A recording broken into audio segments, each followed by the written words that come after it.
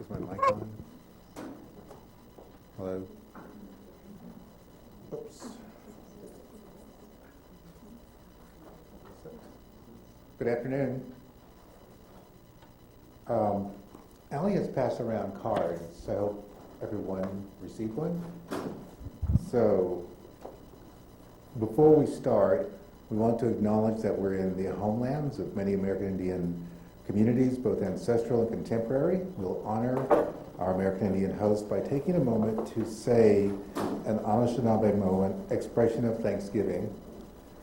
Please take out your card, turn to the text, and are we going to practice first?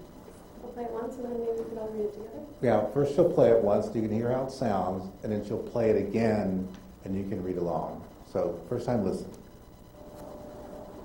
Gumigwech wiananik beneshiok nitta nagamawat. You ready? Okay, here we go. Gumigwech wiananik beneshiok nitta nagamawat. We all thank them, the birds. Gumigwech wiananik. All right.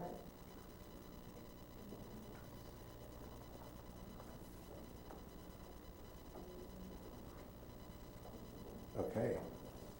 All right. Well, it is such a pleasure to introduce Sky Hopinka. Sky is Ho-Chunk Nation national and descendant of the Pechanga Band of Luiseño Indians. He was born and raised in Ferndale, Washington, and spent a number of years in Palm Springs and Riverside, California, and Portland, Oregon. It was in Portland where he received his BA at Portland State University in Liberal Arts and studied and taught Chinnaquawa, a language indigenous to the Columbia River Basin.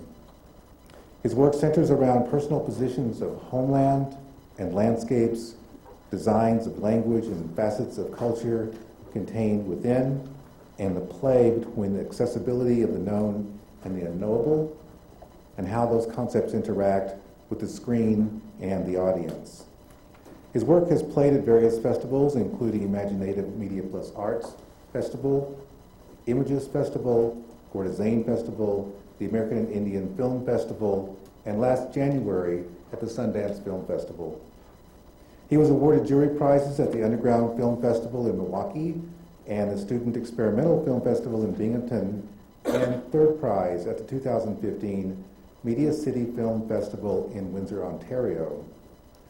Last Thursday, Sky completed the final academic review of his program, once again impressing the graduate committee with the depth and quality of his unique vision, the complexity of his chosen materials, and his skills at editing powerfully emotional and memorable images and sound. This spring, Sky will receive his MFA from UWM in film, video, animation, and new genres. Please welcome Sky Hopinka.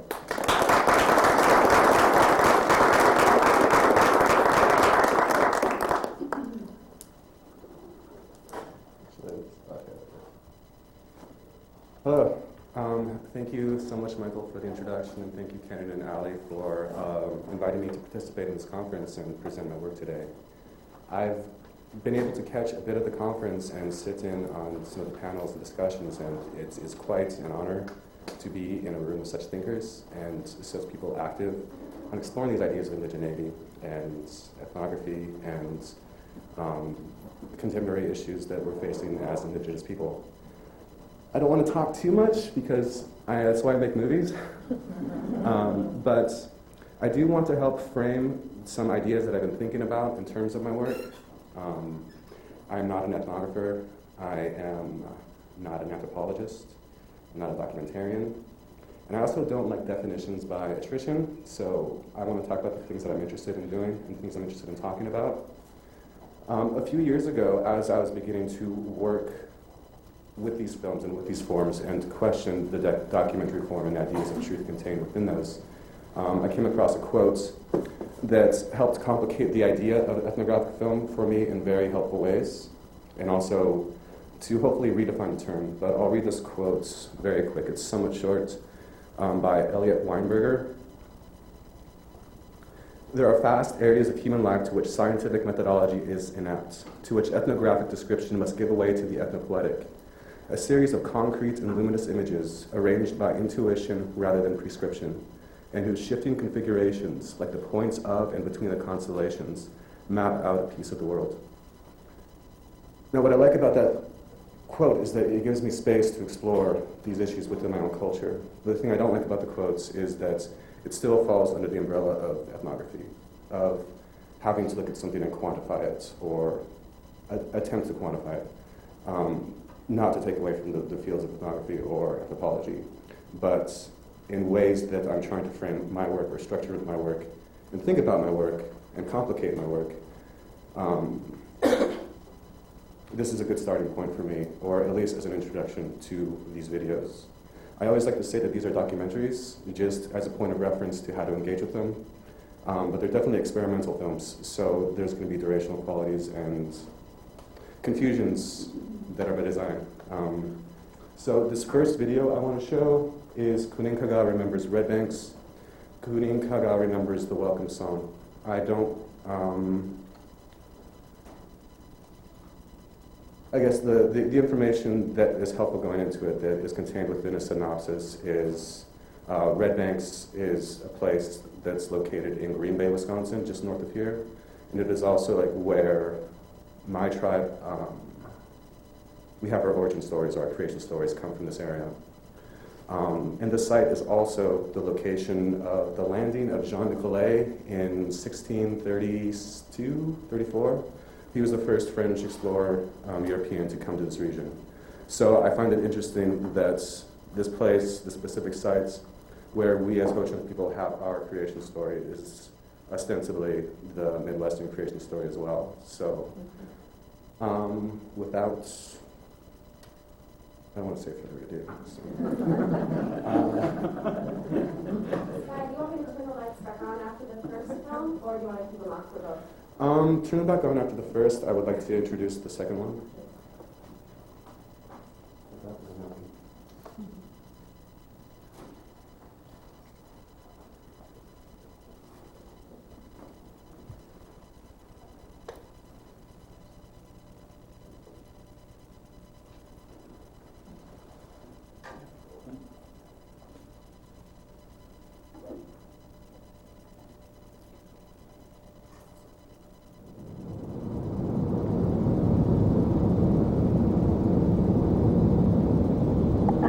Namin ko na hyping.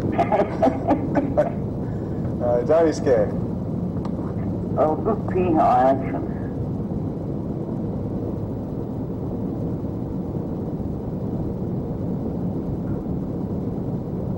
Oh, Red Banks.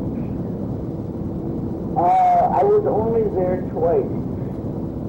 I wanted to know, where it was, so I went up there, and it was really nothing. But the stories that I hear are what, people told me. If you remember reading what Dr. King's one is pretty accurate, as I understand it. It was a place by a water, one time, Ice Age in particular, that it was where the Ho-Chunks lived, where they made their home. It was appropriate to fit the needs that they had. The hunting, the fishing, the berries, utilized all of those things to maintain themselves in their daily lives. The soil was fertile, waters were full of fish, and I guess that's about all I can remember.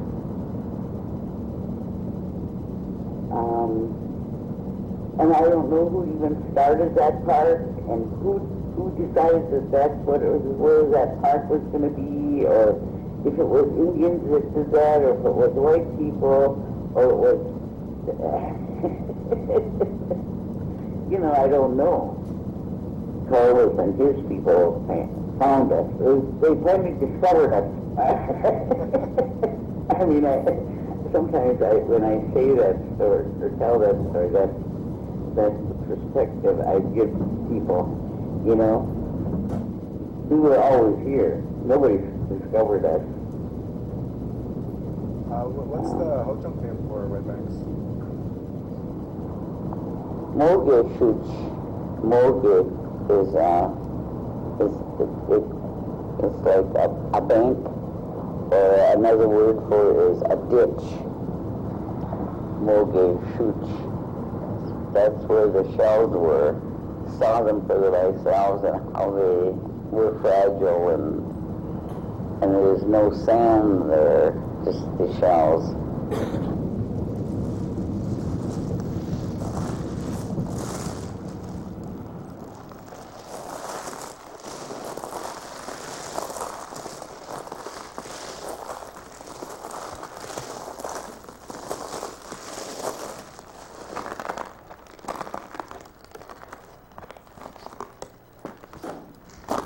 Mauna came to consciousness and found that he was alone in the void and began to weep. As the tears fell below, they began to collect and formed the sparkling waters. Mauna then wished for solid ground to appear, and in the midst of the waters land arose.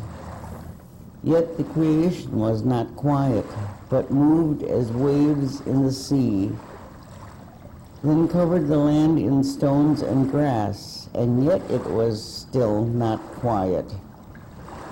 Next he made the four winds and placed them at the cardinal points, but the earth was still not at rest. Finally he made four giant serpents and cast them headlong, each into one of the four corners of the earth. Then the earth came at last to rest.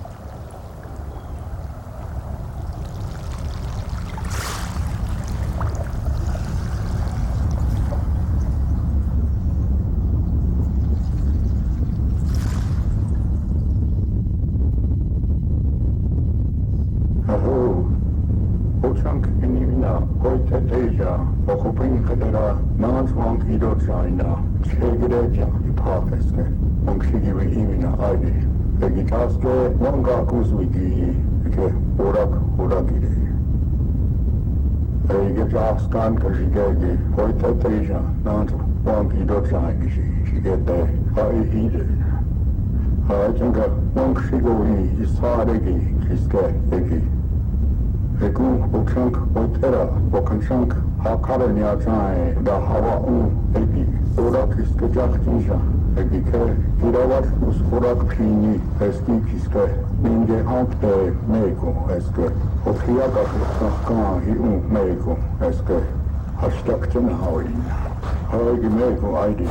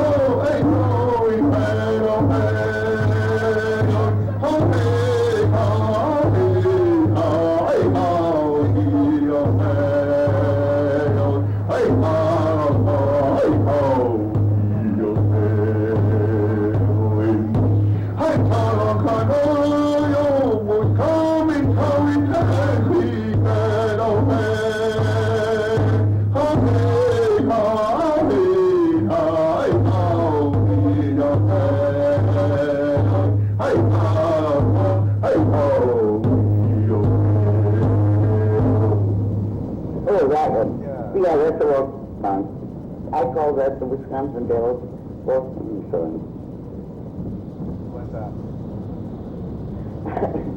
Because the first place I learned it was when we used to dance at the ceremonial in Shamrock in Wisconsin Dells. That was their welcome song.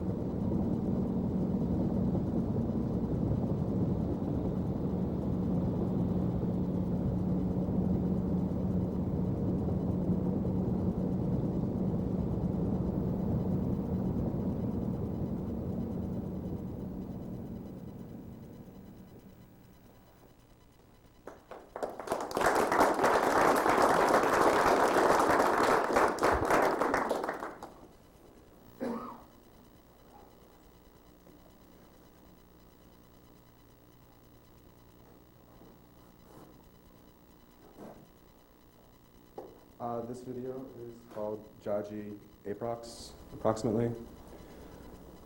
The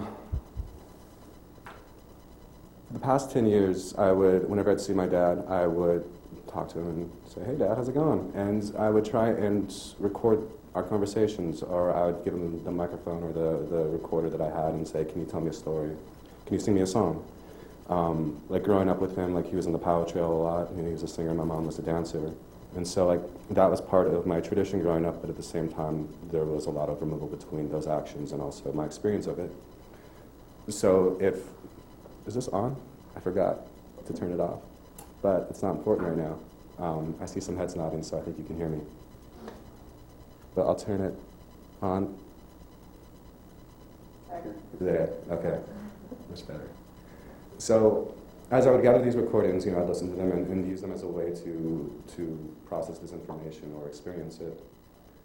And last winter, the winter before last, about a year and a half ago now, I went on this road trip from Milwaukee to Ferndale, Washington, like where my mom lives, then down the coast to San Francisco where my dad lives, then to Los Angeles, and back to the south.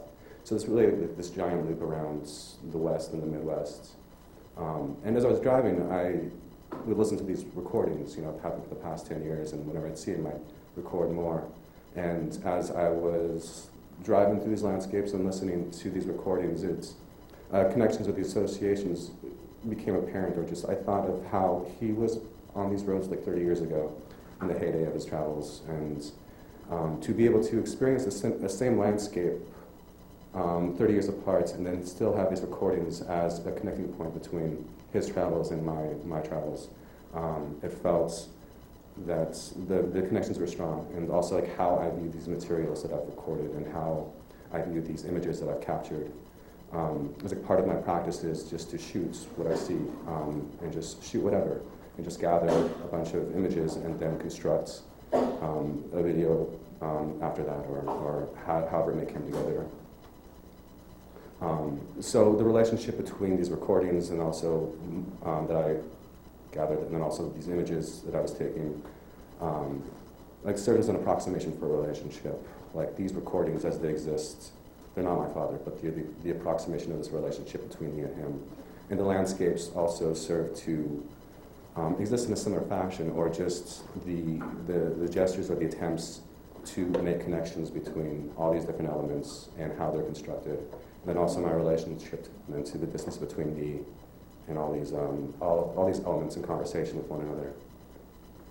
The last thing I want to note is that in the video there's going to be text on the screen, and it is in the International Phonetic Alphabets. I'm sure some of you are familiar with it, but it is a phonetic alphabet used by linguists to document languages or to write out words phonetically.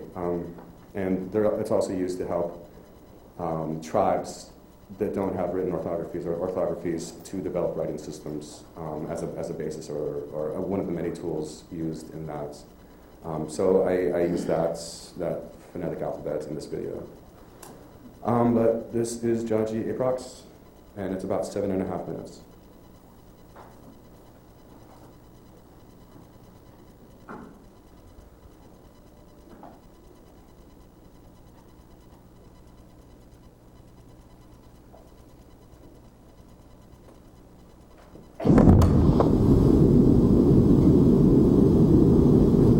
Jáaji's recording, April 16th, 2007, 2:45 p.m. The time, even the beat. That's like with us, big generation, Moses and these other guys, you just wait for that one certain beat to start with, and you let the dancers to dance. That's the object, is to make the dancers dance. Because once they dance, everything else goes into place with the powwow. First starts with the singers, and relays out to the dancers, and pretty soon to the audience. And that's what most of these drum groups learn how to do, like the big drums. Just comes natural, and pretty soon songs will start coming to you. Once you go to a powwow, and, I don't know, just leaving the powwow and you're cruising, like you'll be starting to crash out. And you're driving the noise, the wheel, the sound of the road, sound like the song, never fails. That's what we draw powwow people.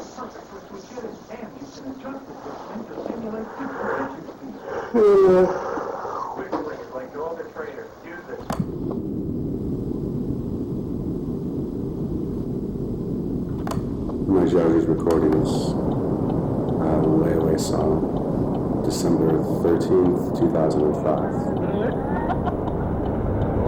9 p.m. I hear you coming there, all alone, talking to you, hey oh, hey oh, hey. Now I see that lonely look in your eye, hey oh, hey, hey oh, hey oh, hey. I just wanna put you on, lay away, so I'll come back for you someday. Hey, hey, hey, oh, hey, hey, oh.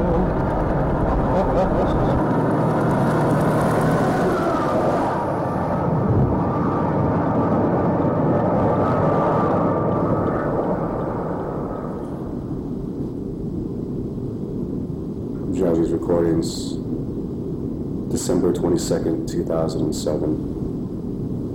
An old song from 1977. Ho-Chunk song 1 instead, with a crossfade into my accompaniment.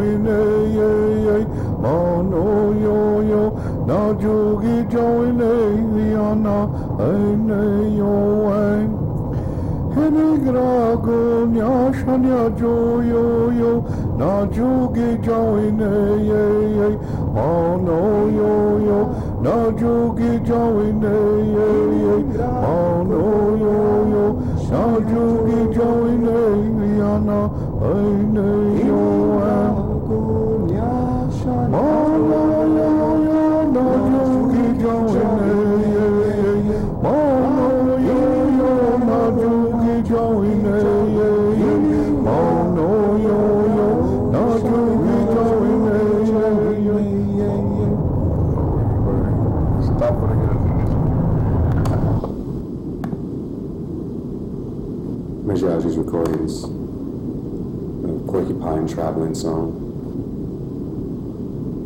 June 4th, 2009, 8:48 p.m.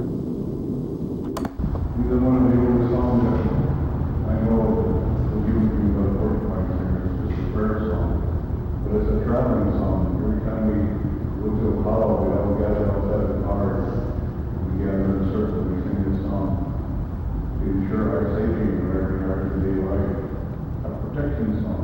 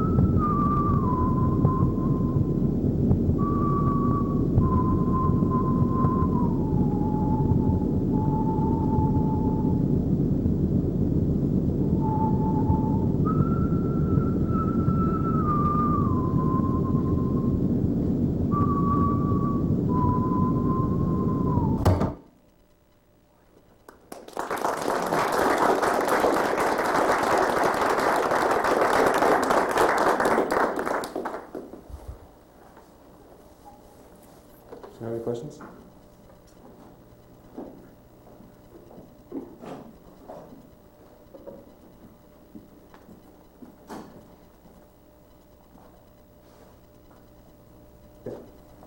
I really enjoyed your work, and I was wondering if you could talk a little bit about your process. If when you're going through the editing process and assembling all the materials that you've gathered, if when you're at that point, if you're working towards like a larger idea, or if it's more of an exploratory process and you don't know exactly what's going to happen from it.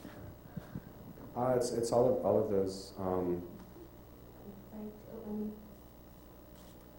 So, like with this video in particular, like Jáaji Approx, I had an idea of the shots that I had that I wanted to use, and just like the ins and outs of what I thought was, I really wanted to see how it turned out on the screen. So it's just the process really begins with putting everything that I shot on a timeline, and just kind of scrubbing through it a little fast, and just picking out moments and putting them aside or in another timeline or another area where I can go look at them later. And then through that process, I start moving things around and figuring out what images might go well together in conversation, and especially with this one, like how the songs would work together with each of them. Like I felt like in the beginning with the introduction of this idea of powwow and like traveling, and like when you're on the road, you begin to hear drums and the sound of the wheels. I thought that paired well with the following sequence, which was the side of the road with the turn signal, and also the performance of this song, about being on the road and about having a loved one going off and helping to sleep you there when you come back. So yeah, it's just like trying to look at different elements and see how they work together and what doesn't work. And I think like what usually happens too is I'll get like a rough cut together that has everything that I want in it, and from there I just start cutting things away and try not to look at the material as really precious, like precious in the way that I can't, just trying to be more deliberate with the language that I'm trying to create with these images.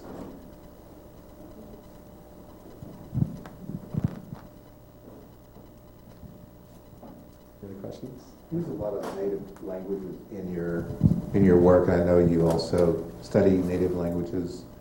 Can you sort of talk about the relationship of your work in film and your work as a linguist? I talk about my work as a filmmaker and as an amateur linguist, aspiring language person.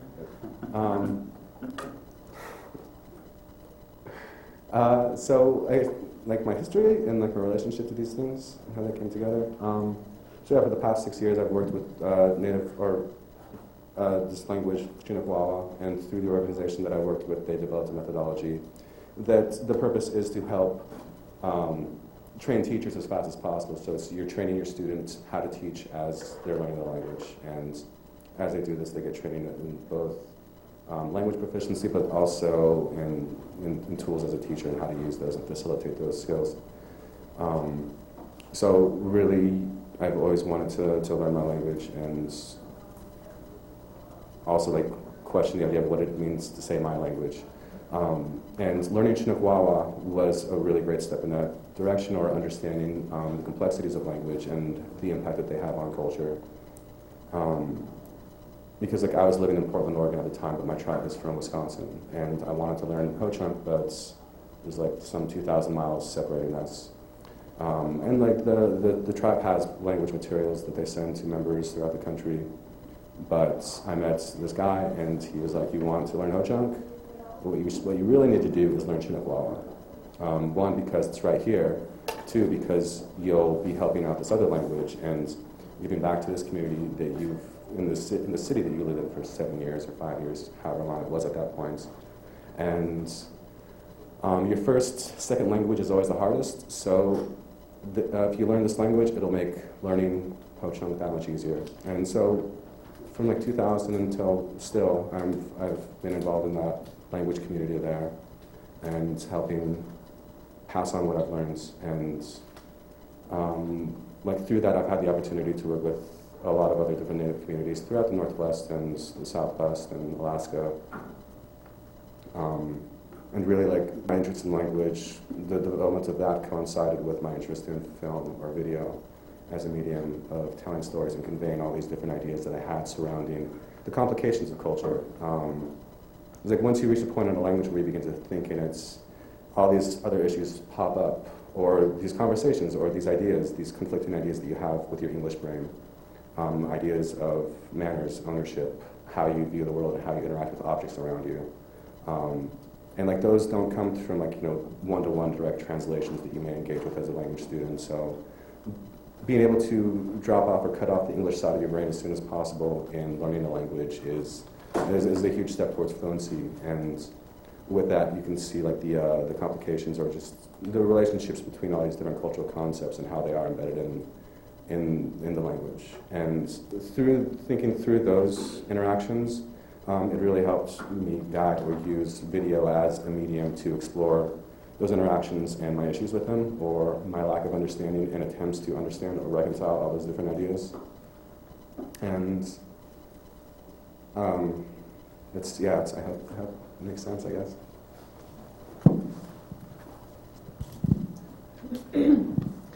Oh, thanks. So just following up on your comments, I was really interested in this last film, the way you superimposed the International Phonetic Alphabet over the words of your father. And I'm just wondering about that creative choice. To me, it was really interesting as a way of inspiring us to think about how people experience language in its different forms, written versus spoken, and the different forms that each language has even within itself in terms of the way things might be pronounced or different ways of expressing language.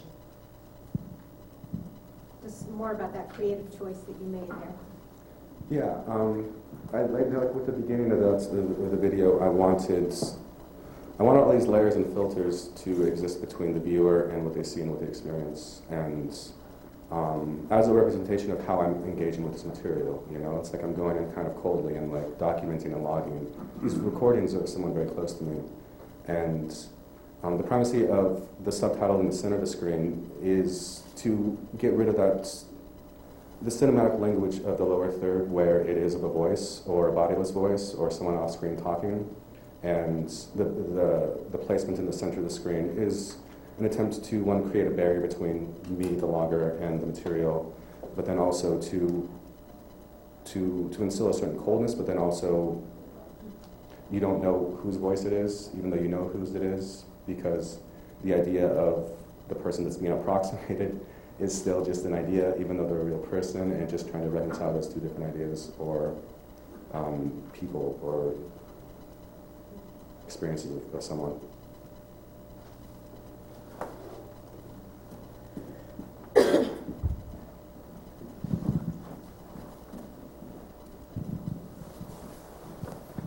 Thank you. Could you talk to us a little bit about driving? Because it features very prominently in both those films. Yeah, I do a lot of driving. It's the main vehicle for my practice. Yeah, I've gotten really good at shooting and driving. I don't recommend it. It's taken years of practice. I see so many things, you know, and like just try and look at the things around me as I'm traveling through these landscapes. I really appreciate them. And like for some people, it's like stopping and pausing to take the time to look at something and to experience it, and to be unencumbered by devices or tools for capturing or posting on social media. But for me, it's the opposite. The deliberate act of trying to process my surroundings through these actions help me remember them more, or help them stand out in ways that I can think about them further on and also refer back to, because I have a documentation of these experiences and these emotions. And it's all like through a car. I've thought about taking a train because I think it would make my life a lot easier, but I can't help it. Oh, thanks. I was interested in the creation story. Many creation stories incorporate a number of animals, and I was wondering if you could elaborate on the creation story that you told. if you choose.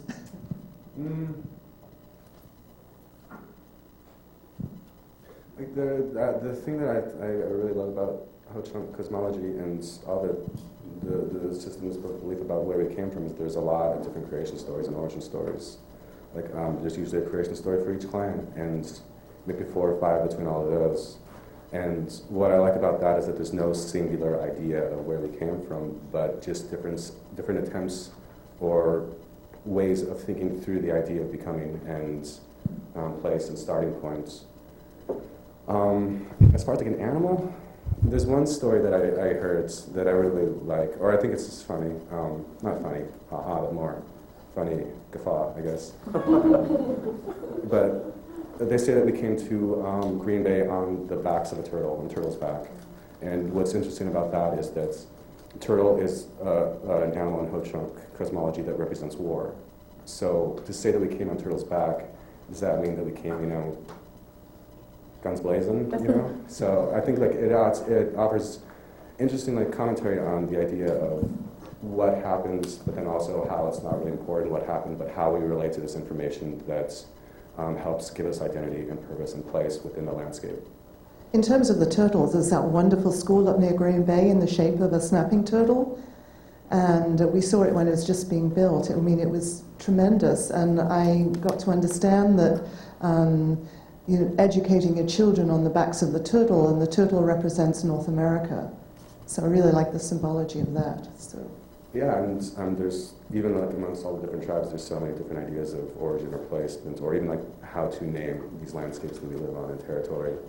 So it's an interesting contradiction between Turtle Island and Guns a-Blazing.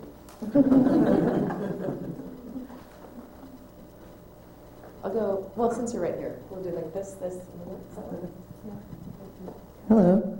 Really enjoyed the program. I just wondered if you could talk about some of your use of the productive or purposeful confusion strategies. Maybe with text in particular would be my interest. I'm very drawn in the first piece with that sideways horizontal scrolling text that starts to accrue and build up, and the method of revealing that story is so unconventional and really engaging. So if you could just talk a bit about, maybe just if you want to just limit it to the text strategies, that's okay with me, but yeah. Yeah, I think